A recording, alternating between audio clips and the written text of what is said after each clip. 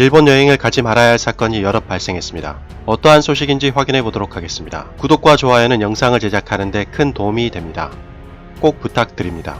첫 번째 소식은 교도통신에 따르면 관동 북부 지역, 즉 도쿄 위쪽에 있는 이바라키현과 도치현, 군마현에서 12월 3일과 4일에 진도 3 이상의 지진이 5번이나 발생했다고 합니다. 이것 때문에 지금 일본 시민들이 불안에 매우 떨고 있다고 하는데요. 그래서 일본 기상청에 지진 문의가 잇따르고 있다고 합니다. 물론 최대 강도가 진도 5이기에 우려할 정도는 아니지만 작은 지진이 반복된 이후에 큰 지진이 오는 경우가 많았기에 최대한 피하시는 것이 좋을 듯 합니다. 일본 시민들도 댓글로 큰 지진이 오지 않길 바란다며 불안감을 호소했습니다. 어떤 네티즌은 현재 NHK 방송이 지진 대비 프로그램을 하고 있다며 일본은 가까운 장래에 대지진이 일어날 확증을 가지고 있는 거 아니냐고 의문을 표했습니다. 또 다른 네티즌은 이상한 흔들림 때문에 신경이 쓰였다며 기중품은 이미 정리해 두었고 물과 보존식은 사두었다고 댓글을 달기도 했습니다. 일본은 언제 지진이 발생할지 모르니 항상 대비해야 할 것 같습니다. 두 번째는 일본 방사능 소식입니다.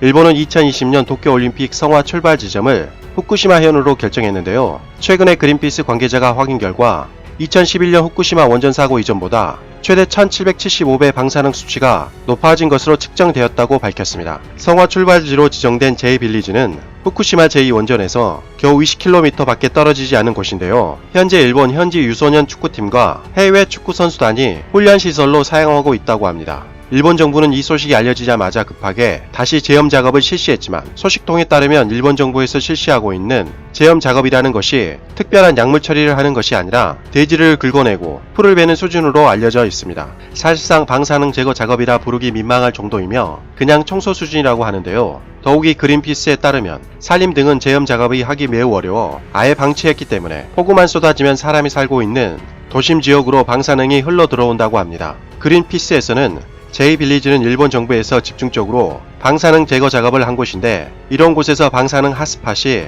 다수 발견된 것은 일본 정부에서 추진한 제염 작업이 완벽하게 실패한 것으로 볼 수 있으며 방사능 오염 수준은 일본 정부의 통제 범위를 벗어난 것이라고 우려를 표했습니다. 솔직히 후쿠시마 제2원전에서 겨우 20km 밖에 떨어져 있지 않는다면 여기를 도쿄올림픽 성화 출발지로 지정할 것이 아니라 폐쇄를 해서 인간이 접근하지 못하는 지역으로 만들어야 할 것으로 보여집니다.